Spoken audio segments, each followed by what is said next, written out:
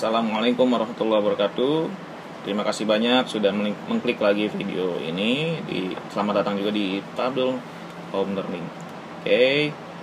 Pertama-tama Bapak mau mengucapkan terima kasih dan juga mohon maaf sebesar-besarnya karena pertama Bapak belum bisa menyajikan materi yang ini di Zoom.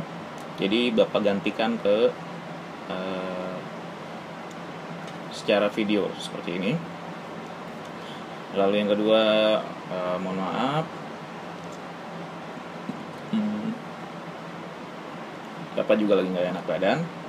Jadi kalau banyak kekurangan atau yang kelebihan, Bapak mohon diminta akan dibukakan pintu maaf sebesar-besarnya buat Bapak.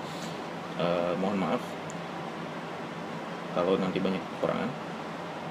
Yang selanjutnya, Bapak juga minta maaf.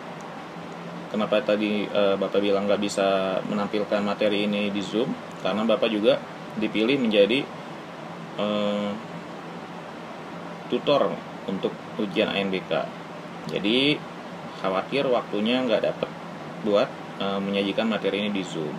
Lalu juga minta maaf juga kalau ada suaranya noise banget, angin. Nah, ini Bapak menggunakan dua kipas depan dan samping. Jadi di ruangan ini lagi panas banget ya, syutingnya. Jadi gerah banget rasanya, makanya pakai kipas dua. Oke, sebelum belajar mari kita membaca doa dulu. Yuk. Bismillahirrahmanirrahim. Rabbi shrah li sadri wa yassir li amri wahlul 'uqdatam min lisani yafqahu qawli. Rabbi shrah li sadri wa yassir li amri wahlul 'uqdatam min lisani yafqahu qawli. Rabbi shrah li sadri wa yassir li amri wahlul 'uqdatam min lisani yafqahu qawli. Amin ya rabbal alamin. Terima kasih banyak. Oke. Selanjutnya kita langsung saja kita menuju ke materi ya. Ya, di bab ketiga ini ya, di kelas 2 di semester 1 ini kita mempelajari yakin Allah itu ada ya. Dan yang selanjutnya ada Al-Khaliq kalau di buku paket ya. Kalau di LKS yang lama-lama ada lagi tentang teladan Asmaul Husna Al-Khaliq. Tapi nggak apa-apa, ini pengembangannya aja. Tapi kalau yang di buku paket ada dua pembahasan, yaitu yakin Allah itu ada ya, dan yang kedua itu Al-Khaliq. Oke, yang pertama, Allah mempunyai sifat yang sempurna ya. Sempurna. Sifat sempurna Allah terkandung dalam nama-namanya. Nama-nama Allah yang baik disebut apa? Ya, betul. Asmaul Husna. Asmaul Husna ada 99 nama ya, yang wajib boleh kita hafalkan ya, karena kalau kita ingin beribadah ya, wajib hukumnya kita mengenal siapa yang kita sembah. Kalau kita nggak tahu yang disembah siapa, kita mau sholat ini nggak tahu kita arahnya kemana, kita mau sholat kemana ya. Nah, nggak boleh seperti itu. Jadi kita harus mengenal siapa Tuhan yang kita sembah. Oke. Nah, Tuhan yang kita sembah adalah Allah Subhanahu wa Ta'ala. Lalu kalau kita nggak tahu Allah itu kayak apa ya, gitu kan?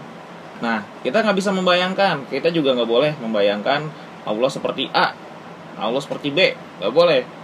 Allah ya Allah. Allah nggak bisa dideskripsikan, nggak bisa dijelaskan seperti apapun, gitu. Ya. Lalu bagaimana kita bisa menyembah Allah dengan baik dan benar? Maka dari itu kita mempelajari semua sifat-sifat Allah, sifat 20 Allah yang wajib dan mustahil ya, dan sifat jaiznya yang satu. Nah, ini kalau kita ingin mengenal siapa Allah, pelajari sifat 20 wajib Allah, sifat mustahil bagi Allah, nah sifat jaiznya. Lalu, nah ini juga ada Asmaul Husna dengan 99 nama yang sempurna. Begitu. Jadi kalau kita sudah menguasai yang Bapak bilang barusan, nah kita bisa tahu, oh ternyata Allah ini begini, Allah ini begitu. Ternyata tidak ada yang lain selain Allah yang bisa seperti ini.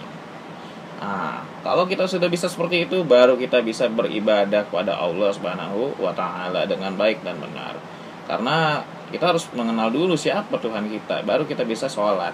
Kalau enggak, kita sholatnya gitu. Ya, oke. Yang pertama, kita yakini Allah itu ada. Yakin nggak Allah itu ada? Harus. Seperti di dalam sifat 20 Allah, yang pertama itu wujud. Wujud artinya ada. Mustahil adamun, tiada. Ya. Allah itu ada, ya. Allah itu ada. Tapi adanya Allah, hanya Allah sendiri yang tahu bagaimana keadaannya Allah. Ya. Kita nggak bisa mendeskripsikan atau menjelaskan Allah bagaimana. Hanya Allah yang tahu. Allah menciptakan dunia ini dengan sifat harmoni alam yang selalu terjaga. Lihatlah kehidupan anak-anak kecil di keramaian. Anak-anak itu mempunyai keluarga atau tempat tinggal untuk mereka berpulang, ya, untuk berkumpul bersama. Ini dalam bukunya seperti ini. Nah, ini sebuah cerita aja atau penggambaran kita untuk bisa berimajinasi dulu, ya. Ayah dan ibu mereka menunggu dengan rasa cinta dan sayang. Mereka siap membesarkan anak-anak hingga besar dan dewasa. Rasa cinta dan sayang ayah ibu kepada anak adalah pemberian Allah Subhanahu wa taala. Bayangkan seandainya orang tua tidak diberikan rasa cinta dan kasih sayang, pasti anak itu akan terlantar.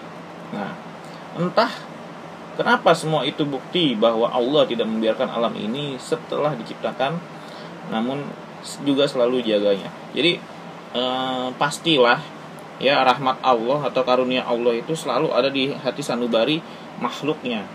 Bahkan tidak hanya manusia, seperti ayah dan ibu tadi kan. Hewan, contoh harimau. Harimau dikenal dengan ganasnya, dengan sadisnya, ya, karena mereka raja hutan. Tapi coba lihat, kalau mereka tetap ganas, tetap sadis, dia tidak ada generasi lagi. Anak-anaknya pasti dimakan semua, ya kan? Nah, tapi ini enggak. Itulah rahmat dan karunia Allah. Jadi luar biasa. Allah itu memang berbeda dari yang lain, ya.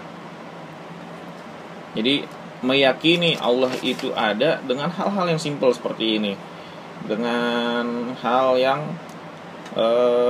sering kita lihat lah, seperti itu. Dengan berkumpul bersama keluarga, ini juga harmonisasi yang rahmat Allah berikan kepada kita. Kan banyak juga yang nggak bisa berkumpul dengan keluarga, ya. Nah, itu, maka dari itu syukuri dengan apa yang Allah berikan. Inilah rahmat dan karunia-Nya, keberkahannya buat kita dari Allah Subhanahu wa taala. Nah, oke, tanpa berpanjang-panjang lebar lagi, Bapak juga nggak mau kepanjangan video ini. Selanjutnya ada Al-Khaliq. Al-Khaliq, ya. Artinya Allah Maha Pencipta. Ciptaan Allah Subhanahu wa taala disebut makhluk. Nah, kalau penciptanya Al-Khaliq, kalau yang diciptakan makhluk, pencipta Al-Khaliq, yang diciptakan makhluk, gitu. Ya. Ini pembuat, ini yang dibuat. Gitu, ya. Bisa dibedakan, ya. Seperti itu. Karena Allah lah yang menciptakan, ya, makhluk-makhluk, bumi, alam, ya, beserta isinya. Nah, itu tuh semuanya. Itu Allah yang membuatnya.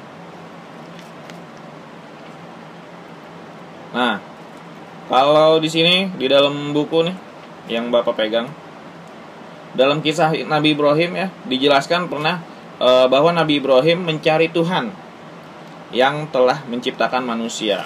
Jadi Nabi Ibrahim waktu kecil itu pinter, cerdas, dan jenius. Karena di zamannya waktu itu, ya, Nabi Ibrahim dikelilingi oleh orang-orang penyembah berhala. Berhala itu apa sih, Pak Abdul? Berhala itu patung yang dibuat tapi disembah-sembah. Patung berikan aku rezeki, patung berikan aku makanan, kayak gitu. Patung berikan aku es boba. Kayak gitu. Nah, sejatinya patung itu tidak bisa memberikan apa-apa, ya kan? Patung itu hanya diam. Patung, dengarkan aku, cuma diam. Gitu. Nah, ini adalah zaman-zaman jahiliyah. Jadi dari zaman dulu sebelum Nabi Adam, sebelum Nabi Muhammad pun, masa jahiliyah itu sudah lama. Bahkan dari era-eranya Nabi Adam pun juga banyak kejahiliahan juga, atau zaman kebodohan. Begitu. Nah, kembali lagi ke Nabi Ibrahim yang waktu kecil. Nabi Ibrahim mencari Tuhan sejatinya. Seperti apa? Ketika itu Nabi Ibrahim bertanya kepada ibunya, "Wahai ibundaku, siapakah Tuhanku?" Ya. Kalau nggak salah waktu itu lagi zamannya Raja Namrud ya. Kalau nggak salah, tolong Bapak koreksi. Ini Bapak lagi tired banget nih, lagi capek banget. Oke.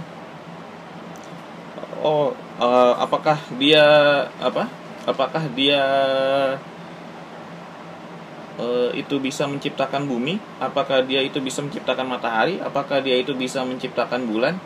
Akhirnya sang ibunda, ya, itu nggak bisa berkata-kata lagi. Wah, anak ini cerdas banget. Harusnya dia mengimani raja gitu, raja yang menjadi Tuhan di Babilonia saat itu. Akhirnya bingung deh, ditinggalin lah anak si Nabi Ibrahim ya. Selanjutnya Nabi Ibrahim nih ngelihat matahari nih. Wah, matahari ini besar. Apakah ini dia Tuhanku? Ditungguin aja sampai matahari ini berubah menjadi bulan. Wah, matahari berubah menjadi bulan. Berarti matahari bukan Tuhanku. Mungkin bulan Tuhanku. Wah, Tuhan ternyata bulannya berubah lagi menjadi matahari sampai pagi itu. Wah, ternyata bulan juga menghilang, berganti menjadi pagi lagi. Berarti bukan Tuhan nih. Terus berganti, ada bintang-bintang juga berganti terus sampai dia nggak ketemu Tuhannya itu. Wah, ternyata semua yang besar-besar di alam semesta ini bukanlah Tuhannya, ya. Finally, alhamdulillah Allah berikan pencerahan. Alhamdulillah Allah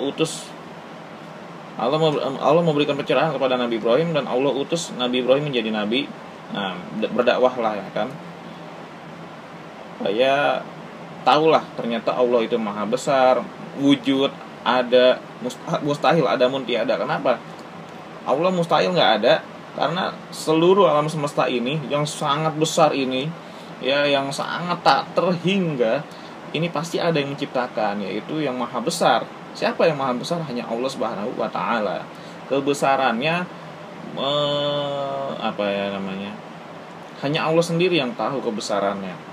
Lalu Allah juga maha merajai, Allah juga maha mencipta. Ya, inilah ciptaan Allah luas sekali, dan kita ini adalah ciptaan yang sempurna. Maka dari itu Allah mengutus Nabi Muhammad juga untuk menyempurnakan apa yang sudah diciptakan oleh Allah.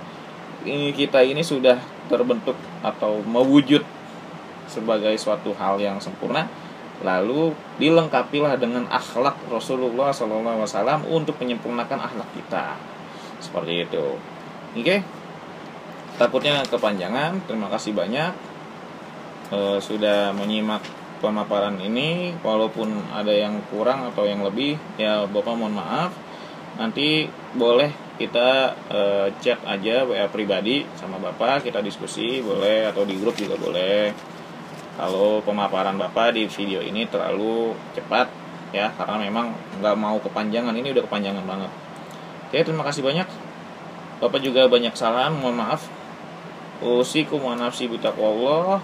Wallahul muwaffiq ila aqwamit thoriq. Wassalamualaikum warahmatullahi wabarakatuh. Terima kasih.